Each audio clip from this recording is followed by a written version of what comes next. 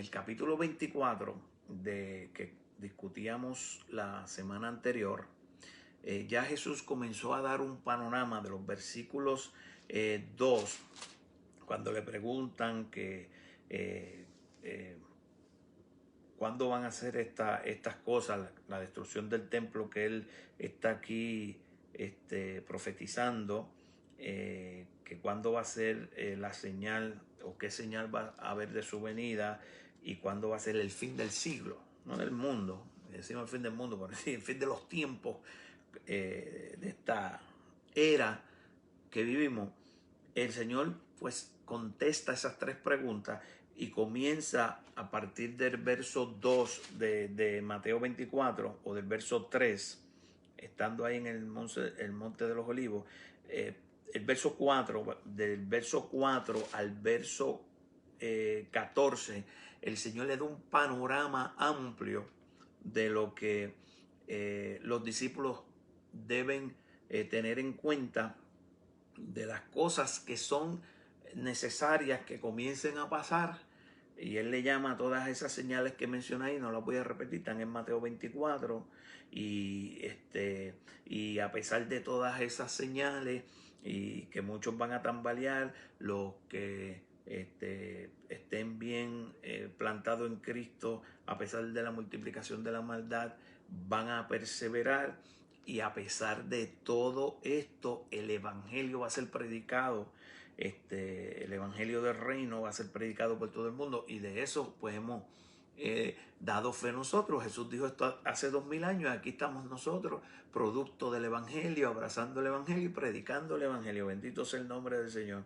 Y entonces todas esas señales de disturbios, de engaños religiosos, disturbios sociopolíticos, problemas de desastres naturales, problemas de salud, problemas de relaciones, de traición, de persecución, del engaño. Es tanto que se enfría la gente se enfría y deja de seguir al Señor, y los falsos profetas proliferan y solo unos pocos perseveran. Pero en medio de todo eso, el evangelio ha sido predicado, se está predicando y se va a predicar hasta el último momento cuando Cristo venga, porque así lo estableció. Y eso es principio de dolores según Jesús. Eso es principio de dolores según Jesús. Los principios de dolores en una mujer encinta anuncian, y todas estas cosas lo que hacen es que anuncian un alumbramiento. ¿Cuál va a ser ese alumbramiento? La venida de Cristo. Y ahí pues entonces obviamente será el fin del siglo. Y de eso es que el Señor está hablando en Mateo 24. Y entonces después que le dices esas palabras, en el verso 15 hasta el 28, Jesús introduce, o es el primero en la Biblia, que le llama a un periodo que va a ser parte de ese proceso que se tiene que dar antes de la venida y del fin del siglo, de los tiempos, como los conocemos. Ahí que Jesús introduce la gran tribulación. Les adelanto, y vamos a ver si podemos mencionar algo breve hoy, que para entender lo que Jesús está diciendo, hay que entender al profeta Daniel, y algo que profetizó Daniel demasiado pertinente, de importante, y yo diría de asombroso y fascinante. Pero vamos a leerlo. Y para que vean lo que le digo de Daniel, mire cómo empieza Jesús en el versículo 15. Por tanto, cuando ustedes vean en el lugar santo la abominación desoladora, escuchen esa frase, la abominación desoladora de que habló el profeta Daniel, y entre paréntesis dice la Biblia, Reina Valera del 95, el que lee, entienda. Esto no lo va a entender todo el mundo, porque usted tiene obviamente que, para saber a lo que Jesús se refiere, usted tiene obviamente que ir a la profecía de Daniel, al libro de Daniel, y entender de ahí qué fue lo que Daniel quiso decir cuando habló de la abominación desoladora, porque el Señor está diciendo que cuando veamos eso que Daniel llamó la abominación desoladora, vamos que vamos a ver en el lugar santo eso que él llamó abominación desoladora, va a ser la clave para entender lo que él está diciendo. Dice, cuando vean la abominación desoladora. Así que hay que entender eso. Vamos a visitar eso en breve. Entonces, los que estén en Judea, huyan a los montes. Judea es allá, era la región donde estaba Jerusalén en el tiempo de Jesús, y todavía, ¿verdad? Eso está allí donde está Jerusalén todavía en el Israel moderno. El que esté en la azotea no descienda para tomar algo de su casa, y el que esté en el campo no vuelva atrás para tomar su capa. Mas hay de las que estén encintas y las que críen en aquellos días.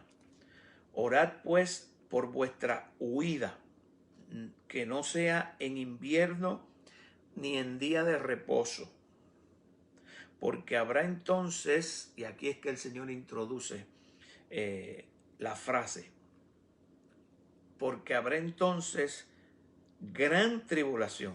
Estoy hablando del verso 21 de Mateo 24. Cual no lo ha habido desde el principio del mundo hasta ahora. Y escuchen esta frase que nos va a arrojar mucha luz. Ni la habrá. Es decir, el Señor está hablando aquí de una gran tribulación que va a ser lo peor que haya experimentado la humanidad en toda su historia, y jamás y nunca se va a experimentar una cosa tan terrible como esta tribulación. Por eso él le llama la gran tribulación. En otras partes de la Biblia puede que se le adjudique el día de la angustia de Jacob. Pero Jesús acuña la frase la gran tribulación. Nada se va a comparar con esta gran tribulación. Y si aquellos días, los de esa gran tribulación, no fuesen acortados, nadie sería salvo. Mas por causa de los escogidos, aquellos días serán acortados. Entonces, si alguno les dice, miren, aquí está el Cristo, o mirad, allí está, no le crean. O sea que anticipa Jesús que en este tiempo y en este espacio, en estos momentos de la gran tribulación, en este periodo, van a venir muchos diciendo que son el Cristo, que son el Mesías. Acuérdense, él está contestando la pregunta de cuándo se va a destruir el templo, cuándo va a ser tu venida y cuándo va a ser el fin de los tiempos, el final de los tiempos. Y una de las cosas que Jesús le está diciendo, que va a venir una gran tribulación, y que esa gran tribulación van a venir unos reclamando que son el Mesías, pero no le hagan caso a nadie que reclame que es el Mesías, porque se van a levantar falsos cristos y falsos profetas, y van a hacer grandes señales y grandes prodigios, de tal manera que van a engañar, si fuera posible, aún a los escogidos. Gloria a Dios que no es posible. Dice si fuera posible. Ya se lo he dicho antes. Así que si os dijeren, mirad, está en el desierto, no salgan. O mirad, está en los aposentos, no lo crean. Porque como el relámpago que sale del oriente y se muestra hasta el occidente, así también será la venida del Hijo del Hombre. En otras palabras, no le crean a nadie que digan este es el Cristo, porque cuando venga Cristo, aquí en su segunda venida, como parte del periodo de la gran tribulación, va a venir como un relámpago, y no va a ser necesario que digan ahí está, porque todo ojo le verá, añade Apocalipsis. Así que todo esto está anticipando el Señor. Y luego dice aquí una frase que muchos estudiosos creen que era dicho, ¿verdad? Un proverbio. Dice, porque donde quiera que estuviera el cuerpo muerto, allí se juntarán las águilas. Es decir, en este periodo va a haber mucha muerte. Va a haber mucha muerte. Va a haber mucha muerte. Va a ser terrible. Por eso el Señor mismo dice la gran tribulación. La gran tribulación. Ahora, les dije que al principio era menester que entendiéramos a qué se refería Daniel cuando habló de la abominación desoladora, porque Jesús empieza el verso 15 antes de hablar de la gran tribulación y la enmarca en medio de lo que él dice. Acuérdense, o cuando ustedes vean en el lugar santo la abominación desoladora de la que habló Daniel, pues ya ustedes saben que algo grande está a punto de comenzar, que es la gran tribulación. Mire, no ha sido tan fácil como muchos creen dilucidar, interpretar y tener una idea bien clara de la gran tribulación, de cuándo exactamente va a ser, de cuál va a ser el rol de la iglesia, de que si la iglesia va a ser arrebatada, como dice otros pasajes de la Biblia, va a ser antes de la gran tribulación, durante la gran tribulación, al filo del final de la gran tribulación. Les adelanto que hay distintas perspectivas e interpretaciones de siervos de Dios que sí creen que Dios va a levantar a su iglesia, que sí creen que va a haber una gran tribulación, y que si creen que después de la gran tribulación, al final de la gran tribulación, se va a derramar la ira de Dios, de la cual habla tantos símbolos y tantos mensajes alusivos a la ira de Dios que habla Apocalipsis, que se va a derramar la ira de Dios, y que sí creen que Dios va a librar a la iglesia de la ira de Dios, pero lo que no hay necesariamente una postura consona es cuando en ese momento de la gran tribulación es que el Señor va a levantar a su iglesia. Hay diferentes posturas y de hecho hay diferentes escuelas de pensamiento para interpretar Apocalipsis, y por eso es bueno una y otra vez tener que hacer esta salvedad, porque usted puede abrazar una escuela de pensamiento y al lado suyo está su hermano, su mismo pastor o los demás hermanos de la iglesia que lo ven un poco diferente. Yo siempre les recomiendo a todos y a todas que en los temas escatológicos que tienen que ver con el final del mundo, podemos tener nuestras convicciones, claro que sí, podemos tener nuestra manera más que nos sintamos más afín y que nos sintamos más cómodos, por así decirlo, en cuanto a cómo interpretarlo, pero lo que no debemos ser es ser dogmáticos, porque es un área, hermano, la escatología, el mismo libro solo de Apocalipsis, porque hay otras literatura apocalíptica en la Biblia, como Daniel, Ezequiel, y varios pasajes de la Biblia y libros que contienen literatura apocalíptica. Podemos hablar de eso en otra ocasión, pero el mismo Apocalipsis como tal, el libro, el último libro de la Biblia, el Apocalipsis, la Revelación, ese libro ha sido interpretado a través de la historia desde diferentes puntos de vista.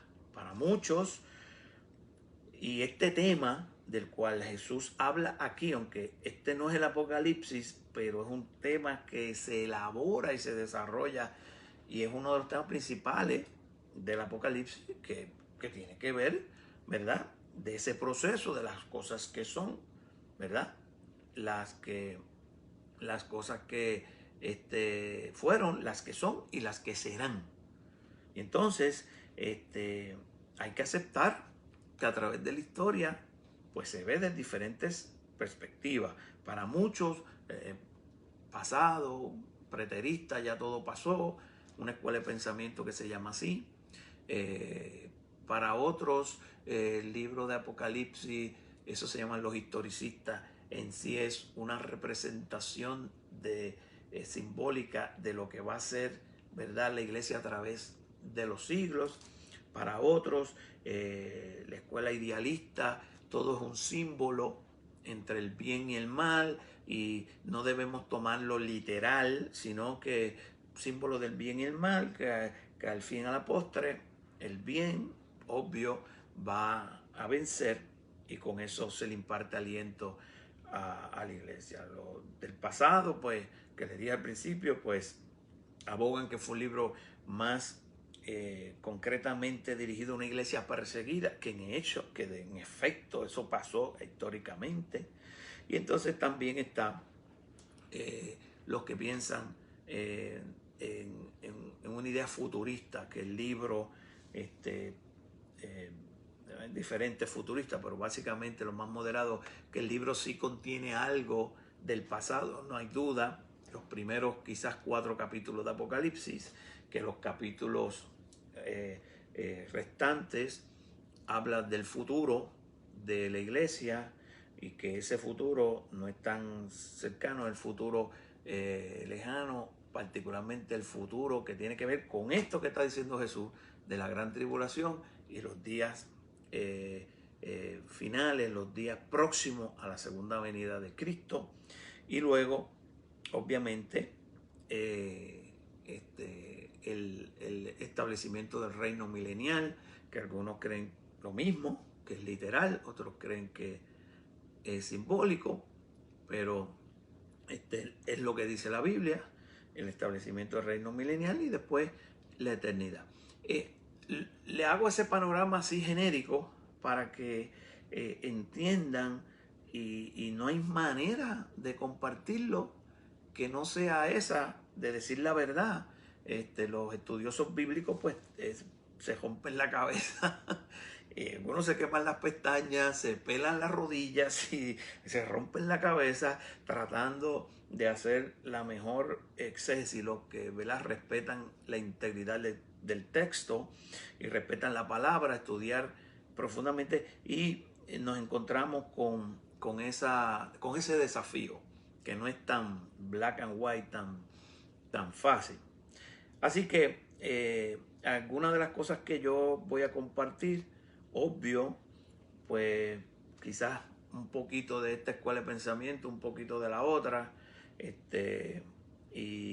o quizás hago un híbrido, ¿verdad? Y no necesariamente abrazo una escuela de pensamiento necesariamente. Esa es la forma humilde hasta el día de hoy.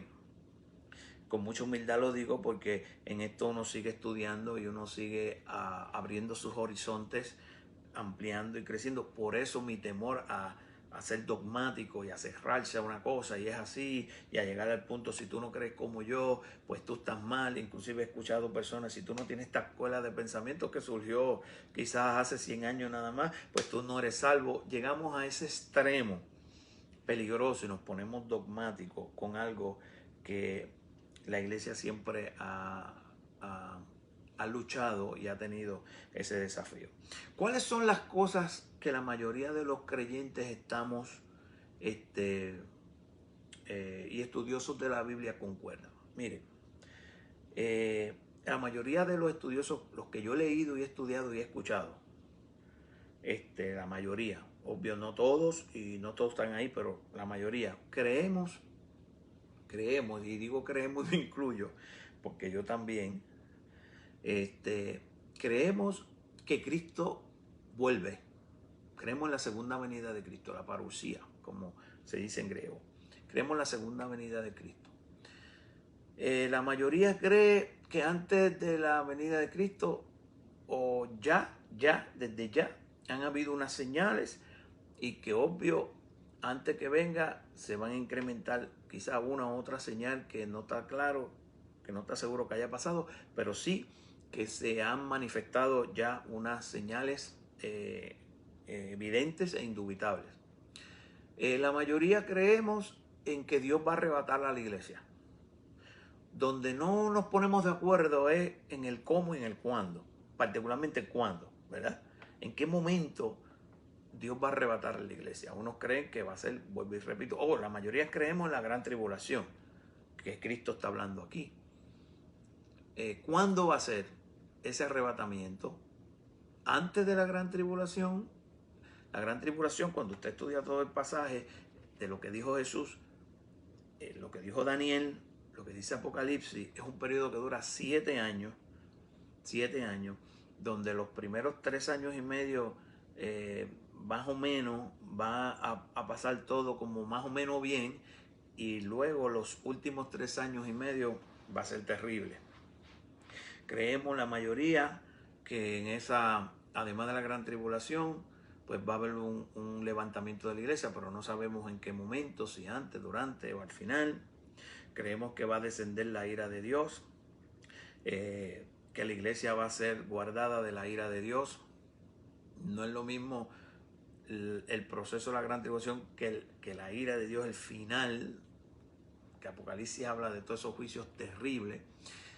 Y que también creemos en que se va a levantar una figura que va a encarnar, ¿verdad?, la maldad como nunca antes, que Pablo le llama el hombre inicuo, el hombre de pecado.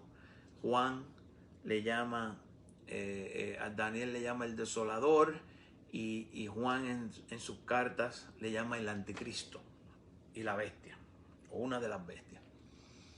Y nosotros, la mayoría de los estudiosos bíblicos, creen en eso. El orden de los eventos y qué evento sucede primero que otro y en qué orden, ahí es donde más divergencia podemos encontrar. Por eso usted va a encontrar predicadores que cuando le hablen de la gran tribulación no van a tener problemas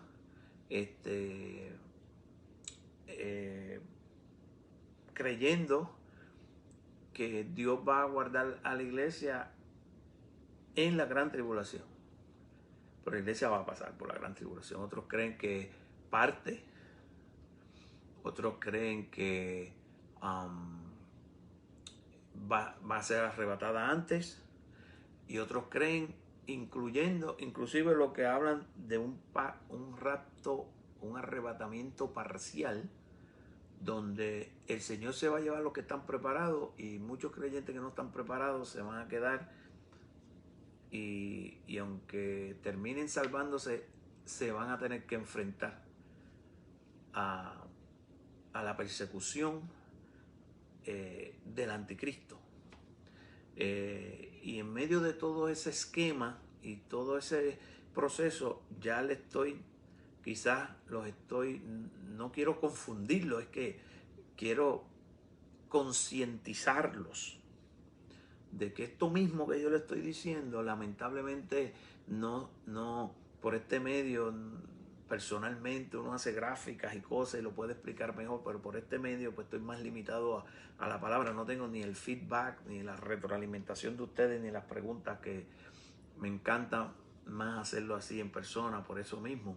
Pero vacío todo esto, o parte de todo esto, para que ustedes vean, por lo menos se concienticen de lo serio que es el asunto. La buena noticia en todo esto, aunque al principio uno no pueda entenderlo, es que el mensaje de Jesús siempre, y la insistencia de Jesús siempre, no fue en entender todos estos detalles, mis amados. Él quería que se entendieran, porque si no quisiera que se entendieran, no los decía. Y no hacía la salvedad, ni puntualizaba, ni lo enseñaba. Obviamente que quería que supiésemos. Lo que quiero decir, que para Jesús la prioridad por encima de todo era que estuviésemos preparados. No importa cuándo, dónde y cómo Él fuera a arrebatar a la iglesia, si es que el arrebatamiento va a ser primero y después la segunda venida, o si es que, como creen algunos teólogos, que el arrebatamiento y la segunda venida son actos simultáneos, no importa. En última instancia, la clave siempre fue para Jesús, sigue siendo estar preparados, estar preparados. De todas maneras, si a nosotros no nos toca ser arrebatados, no nos toca ver la segunda venida de Cristo, vamos a morir, y como quiera hay que estar preparado. Así que estar preparado es, como dicen en inglés, un win-win situation. No hay manera que tú pierdas si estás preparado. Por razón Jesús, después que dijo todo esto en Mateo 24, si ustedes se fijan al final de Mateo 24 y el Mateo 25, lo que nos está hablando es de diferentes formas de mensajes para llamarnos la atención a la importancia de estar preparado. Así que tener estos conocimientos y no estar preparado es como nadar y nadar y nadar y morir en una orilla. No hay sabiduría ninguna de tener estos conocimientos y no prepararse. Cuando el Señor comparte esto con su pueblo, es para que nos preparemos, para que estemos más alistados, para que estemos más pendientes, para que estemos más alerta. No es para que digamos, wow, yo sé esto. No, hay siempre un propósito con la revelación. Y lo más importante aquí es estar preparado. Mire, quizás usted no entiende la escuela de pensamiento, usted no entiende cómo interpretar Apocalipsis al máximo, usted no sabe, como me ha pasado a mí, me llama la atención esta perspectiva teológica, me llama esta. Usted sabe que a lo mejor usted hasta viene Cristo, usted no se puso nunca de acuerdo, aunque lo estudió, de cómo por qué línea usted tirarse. Sin embargo, si usted se prepara con Cristo en su corazón, le sirve de todo corazón, persevera hasta el fin, comparte el Evangelio, porque eso es lo que el Señor quiere, vive el Evangelio, donde quiera que entre, donde quiera que salga, entonces no importa en última instancia, ¿verdad? ¿Qué perspectiva usted en este aspecto pues abrazó? Lo más importante es lo que Jesús decía, ¿verdad? Tienen que estar preparados, tienen que tener aceite en su lámpara, tienen que velar. Miren las imágenes que Jesús, o sea, como ladrón en la noche. Oh, si usted sabe que viene un ladrón en la noche, como usted está, vigilante, ¿verdad? Pendiente. No bajar la guardia. Entonces, vamos en lo que nos queda de tiempo, a mencionar algo de Daniel, de la abominación desoladora. Mire, yo los voy a invitar que ustedes, lo que voy a hacer esta noche es que los voy a invitar a que lean el libro de Daniel. Daniel tuvo, el libro de Daniel es fascinante. Yo estudié ese libro muchas veces y esta vez que lo he estudiado estoy más asombrado y fascinado que nunca. Y cuando Cristo dice esto, más todavía. Lean el libro de Daniel. Fíjense que el rey Nabucodonosor, ¿verdad? El rey de Babilonia, que reinaba para el tiempo que Daniel está teniendo, ¿verdad? Esta experiencia profética, tiene un sueño. Daniel lo interpreta. Daniel lo interpreta. Ese sueño de la estatua que sueña Nabucodonosor, que tiene que ver con los grandes 4 imperios que habrían de reinar a través de la historia y que iban a tener una relación directa con el pueblo de Dios. Y Daniel se lo interpretó, ¿verdad? El imperio babilónico, el imperio medo-persa, el imperio griego y luego el imperio romano, y cómo viene una roca y destruye. Estudie bien. Ese creo que es el capítulo 2, que el rey tiene un sueño y Dios le da la interpretación a Daniel, y eso tiene que ver con lo que ha pasado en la historia y con lo que está pasando hoy y con lo que va a pasar. Luego, Daniel tiene una visión, tiene varias, pero tiene una visión o un sueño, visión, capítulo 7 de su libro.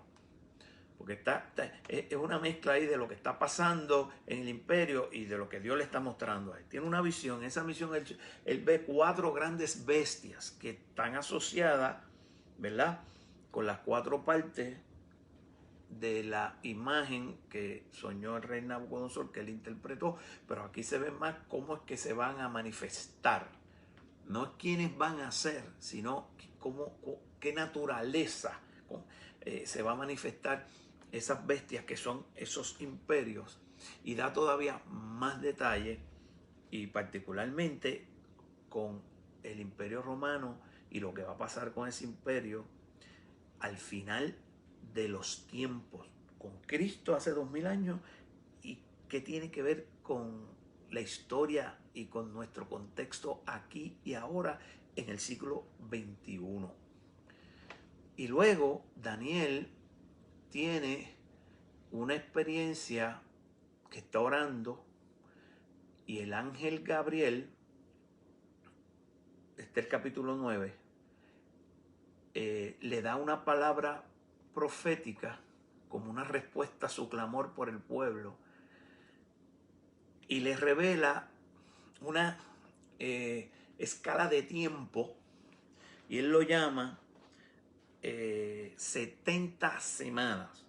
A tu pueblo, la historia, lo que va a pasar con este pueblo, se lo enmarca en 70 semanas, y luego le dice lo que es cada una de esas semanas. 70 semanas significa cada día de cada semana es un año, ¿verdad? O sea que si usted multiplica 70 por 7, cada día es un año, son 490 años. Y básicamente el ángel lo que le dice, se lo estoy diciendo así parafraseado, luego vaya y lo lee. El ángel lo que le está diciendo es, mira, en un periodo de 490 años, esto es lo que va a pasar. Esto es lo que va a pasar con el pueblo. Y así es que va a terminar. La primera semana, o sea, 49 años, van a empezar desde el día que el rey Artajerjes dio la orden para que saliera el pueblo que estaba en el exilio. Creo que fue en el año 536. Van a pasar 49 años y va a llegar hasta el año 396. Y ese periodo de casi 50 años, 49 años, una semana de años, se va a reconstruir. Ahí que va Nehemías y vuelven y reconstruyen el templo, y luego cuando termine ese periodo viene un periodo de 62 semanas. Recuerde, una semana, ¿verdad?, más las otras semanas, 7 semanas más 62 semanas son 69, pero la visión eran 70. La primera 7 son 49 años, que es el periodo donde Nehemías va y reconstruye. Luego, las otras 62 semanas, que son 434 años, es el periodo donde se consagra otra vez el templo, segundo templo con Esdras. Desde esa fecha usted suma 434 años. Esa fecha fue en el año 396. Te lo voy a repetir. Los primeros 49 años fueron del año 445 antes de Cristo. Pasan 49 años, usted llega al año 396. Ahí se terminó la reconstrucción. Acuérdese que antes de Cristo los años van de mayor a menor. O sea que a 445 usted en vez de sumarle, le resta 49, le da 396.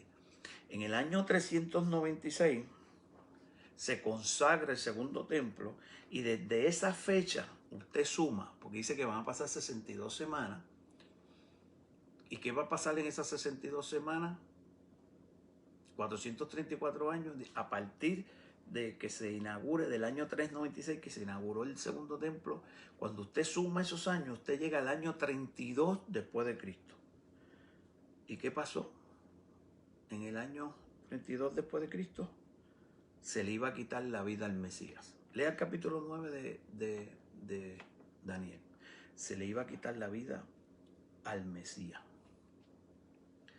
Y entonces ahí tenemos 69 semanas cumplidas de una forma asombrosa. Asombrosa, con pocas profecías ahí en la Biblia. Con fechas, con números. Pero entonces el ángel le había dicho que son 70 semanas. O sea, falta una semana. Se cumplieron 69. Falta una semana de 7 años. Lo que dice que va a pasar en esa última semana no se ha cumplido todavía. Porque para que se cumpla esa semana, se tiene que cumplir la saciedad, lo que dijo el ángel a Daniel, que iba a cumplirse en la semana 70. Y ahí es que se va a cumplir la abominación desoladora, donde se va a levantar un príncipe, un dictador mundial, posiblemente que va a emerger de lo que es la herencia del Imperio Romano, y ese personaje va a hacer un pacto de paz y seguridad con el pueblo de Israel, y en la mitad del pacto lo va a traicionar y va a traer la abominación desoladora que habló Daniel. Es como yo voy a hacer un pacto con Israel ahora, le voy a prometer paz y seguridad, yo soy un dictador mundial, confiaron en mí, empezaron a construir su templo, van a construir otra vez su templo, y ya los israelitas están preparándose para eso, si no lo sabían, y entonces van a estar muy confiados, y a la mitad del pacto, a los 3 años y medio, yo voy a sacar mis pezuñas, voy a mostrar que todo fue un engaño, y es en ese momento donde yo ahora voy a suspender la adoración en el templo, voy a cancelarlo todo y voy a hacerme una imagen a mí mismo y voy a exigir que me adoren a mí. Eso es la abominación desoladora de la que habló Daniel. Cuando eso pase, dice Jesús, cuando eso comience a pasar, entonces es que va a comenzar la gran tribulación de la que está hablando Jesucristo. Y por eso, aunque eso no esté pasando ahora, ya se están dando tantas situaciones y tantos eventos que apuntan hacia eso, que es por esa situación particular que tantos siervos de Dios se inclinan a pensar que definitivamente nos estamos enfilando hacia los últimos días. Entonces, es interesante porque han pasado diferentes sucesos en la historia donde nosotros tenemos lo que se llama un anticipo. En las profecías muchas veces las cosas no se dan de una vez y ya. Muchas cosas proféticas tienen anticipos. Así como Cristo tuvo prototipos, ¿verdad? Sombras de lo que habría de venir. Es interesante porque muchos creían que cuando Daniel dijo lo que dijo, que fue tan fascinante, se cumplió en el año 167 antes de Cristo, cuando, dividiéndose el imperio de Alejandro el Grande, los griegos, 4 de sus generales se dividen su imperio, y una de las secciones que le tocó gobernar a uno de sus generales fue Asiria. Y bajo Siria quedó Jerusalén, Judea, Israel. Y el rey que le tocó gobernar a Israel en ese tiempo se llamaba Antíoco Epífanes. Este rey, y si usted tiene de esas Biblias que tienen los libros deuterocanónicos, los apócrifos, hay 2 libros de esos libros que yo siempre los recomiendo, no porque son inspirados, pero por su buen contenido histórico. El libro de los Macabeos habla también de este suceso. Cuando Antíoco Epífanes llegó, una de las cosas horribles que quiso hacer Antíoco Epífanes fue cancelar el culto de los judíos, prohibir la celebración cultica religiosa del sábado. Se metió al templo. En el templo hizo un altar a Zeus, el dios de las divinidades y mitologías griegas. Y para colmo, en el mismo templo sacrificó una cerda. Entonces muchos decían, eso fue la abominación desoladora que profetizó Daniel. No hay duda que lo que hizo destituyó también al sumo sacerdote que se llamaba Onías, ¿verdad? No hay duda que para muchos eso pudo haber sido el cumplimiento de la profecía de Daniel. Pero ¿qué sucede? Que lo que pareció que fue el cumplimiento no fue otra cosa que una tremenda anticipación, porque Jesús, muchos siglos después de Daniel, dice que la abominación desoladora de que habló Daniel está por cumplirse, no se ha cumplido todavía.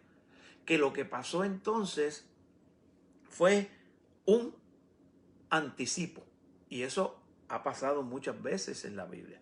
Lo que pasó fue un anticipo. Por ejemplo, Juan dice que el espíritu del anticristo ya está entre nosotros, el espíritu del anticristo. Pero eso no quiere decir que el espíritu del anticristo encarnado en una persona esté en nosotros, esté con nosotros. Por lo menos no se ha manifestado, si está. Hemos tenido figuras políticas, hemos tenido líderes que han encarnado la maldad de tal magnitud que muchas personas no han vacilado en pensar, en decir y en llegar a la conclusión de que esa persona es el anticristo, es la encarnación de la maldad. Eso lo dijeron recientemente con Hitler. Y no lo fue, pero sí fue un buen prototipo, un buen anticipo. Entonces, eso es importante porque por mucho tiempo se creyó que la abominación desoladora de la que hablaba Jesús aquí era ese evento de Antíoco Epífanes que sucedió en la historia. ¿Qué pasa? Después que Jesús dice esto, pasan como 40 años. Y es cuando entran los romanos a Jerusalén y destruyen el templo con Tito Vespasiano, Tito el hijo del emperador Vespasiano. Y entonces destruyen y cumplen lo que Jesús había dicho antes a los judíos, que no iba a quedar piedra sobre piedra. Y ahora, si ustedes van allí, lo que queda es un muro que no se sabe si es del templo, porque era un sí de los muros de las afueras del templo, lo que queda allí en Jerusalén, que ustedes ven que es bien turístico, donde todos los que viajan a la tierra, a Jerusalén, saben que ¿verdad? Es obligación ir allí. Y entonces allí usted ve los judíos de rama ortodoxa y muchos judíos orando, etcétera, etcétera. Pero eso es lo único que queda, porque toda aquella emplanada fue destruida. Después hicieron la mezquita esa de oro, que es un lugar sagrado para los musulmanes. Entonces, en ese lugar, el monte Moriah, que era donde el Señor le había dicho a Abraham que sacrificara a Isaac, y donde David quiso construir el templo y lo construyó Salomón, y después los reconstruyen con el tiempo de Esdras y Zorobabel, y ahora en el tiempo de Jesús lo había embellecido tremendamente Herodes, y fue cuando los discípulos fueron, que les dije la semana pasada, al principio del capítulo 24 de Mateo, que ven la belleza del templo y están muy orgullosos, y el templo era todo para esta nación, etcétera, etcétera. Y Jesús dice, no va a quedar piedra sobre piedra, y se cumple la profecía de Jesús. y cumplió. Pero cuando se destruye ese templo, no se lleva a cabo exactamente lo que Jesús está diciendo aquí, ni se lleva a cabo exactamente lo que añade Pablo en 2 Tesalonicenses capítulo 2 y capítulo 5, ni se lleva a cabo lo que añade Juan en Apocalipsis capítulo 13. Es decir, que todavía está en el futuro, que lo que pasó con Antíoco Epífanes, fue un anticipo, y lo que pasó con los romanos en la destrucción del templo también fue un anticipo, porque hay unos detalles que no se cumplieron en la destrucción del templo. En la destrucción del templo se cumplió la profecía de Jesús que se iba a destruir el templo, y también se cumplió, y eso lo sabemos por datos extrabíblicos del historiador Josefo, que muchos cristianos, cuando recordando estas palabras de Jesús, de que cuando estén pasando estas cosas, ellos pensaron, cuando vinieron los romanos, sitiaron a Jerusalén desde el año 66. Después de 4 años, en el 70 fue que decidieron entrar y arrasar y acabar con la revuelta judía, que estuvieron resistiendo 4 años. Pero muchos cristianos no se identificaron con los celotes patriotas nacionalistas que querían defender a Israel del invasor y del imperialista romano, del imperio romano, del imperialismo del imperio romano, ni tampoco se identificaron con los traidores que favorecieron al imperio romano, sino que se identificaron con lo que Jesús le había dicho. Y cuando vieron que los romanos se estaban acercando, lo que decidieron fue huir a una ciudad que está en lo que hoy se llama Jordania, creo que se llama Pela. Y en esa ciudad se escondieron porque hay unas cuevas y unas montañas y eran útiles para esconderse. Y todo el que viaja también a Tierra Santa, muchos los llevan a ese lugar. Y escaparon, y al escapar pudieron muchos salvarse, porque el destrozo de los romanos fue descomunal. Dice Josefo que por lo menos mataron 1 millón. Pero ese evento tan impactante no sacia ni cumple a cabalidad la abominación desoladora, porque aquí lo que se hizo fue que se destruyó. Lo que dice Pablo en 2 Tesalonicenses es que el hombre inicuo, cuando se manifieste, se va a hacer pasar por Dios, que es lo que dice Daniel. Y es lo que dice Apocalipsis 13. Por lo tanto, eso está por suceder, pero hemos tenido 2 eventos que nos han dado una idea de lo terrible que va a ser el último. Antíoco Epífanes fue fuerte y tuvo una revuelta a los macabeos y sufrieron mucho los judíos. El ataque de los romanos en el año 70 aquí, cuando destruyen el templo, fue terrible. Pero lo que dice la Biblia es que lo que viene va a ser todavía más terrible. Por eso es que se están haciendo preparaciones ya cada día son menos secretas y más conocidos para construir un tercer templo. ¿Por qué? Porque para que se cumpla lo que dice aquí, si es que lo creemos como lo dice aquí, y como algunos de nosotros nos inclinamos a creerlo, para que un anticristo engañe a los judíos, un dictador mundial con poder, que haya cogido hegemonía con poder mundial, engaña a los judíos y les permita adorar otra vez en su templo, tiene que construir el templo. Y para él meterse y llevar a cabo una abominación desoladora como la que habló Daniel, pues se tiene que construir un templo. Para él romper el pacto, primero tiene que hacerse el templo, comenzarse el sistema de adoración. Los judíos Y te dirá, bueno, ¿y qué pito toca la iglesia? La mayoría de los estudiosos bíblicos de estos temas creen que para ese tiempo ya el Señor se ha llevado a su iglesia. Si no fue antes de estos 7 años, antes de esta manifestación final. Entonces, ahí tenemos dos buenos ejemplos anticipatorios en la historia, ¿verdad? De la abominación desoladora. Y esto nos deja y nos plantea entonces el panorama de que pronto algo grande va a suceder en cuanto a lo que el Señor está profetizando aquí en Mateo 24.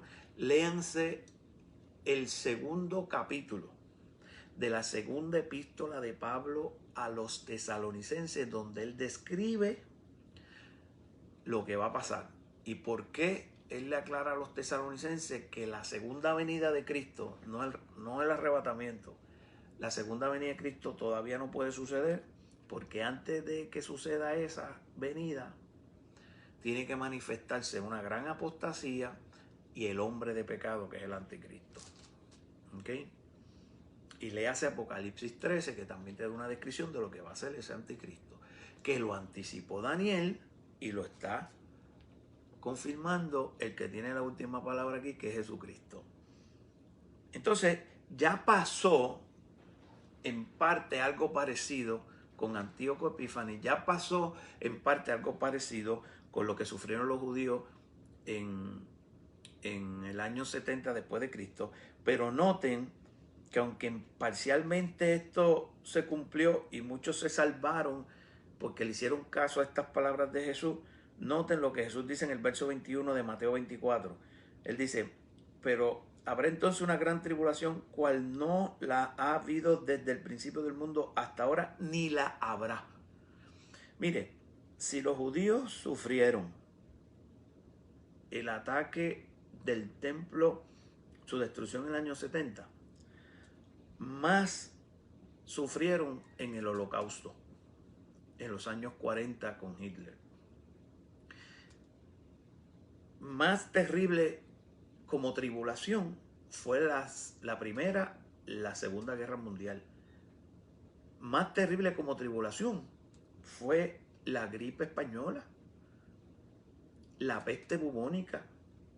Diezmó una tercera parte para allá, para los años, creo 1400, por ahí. Una tercera parte de toda la población europea. O sea, el mundo ha experimentado unas tribulaciones mucho más grandes que lo que pasó en el año 70, históricamente hablando.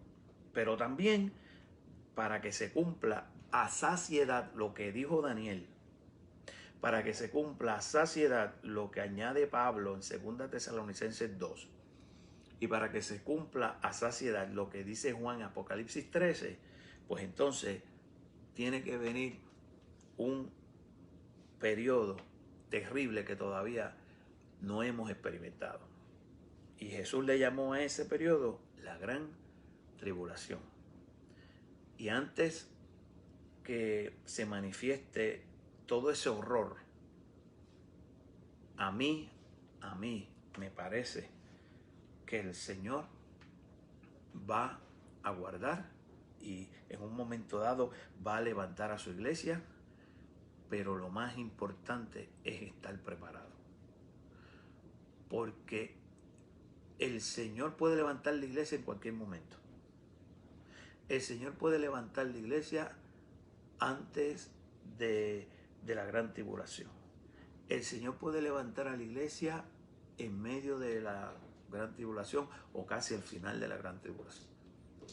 Que a mí no me cabe duda que el Señor va a levantar la iglesia antes de derramar todas las copas de su vida, porque eso sí lo dice la Biblia. Pero antes, mis amados hermanos, lo importante es que estemos preparados, que estemos preparados.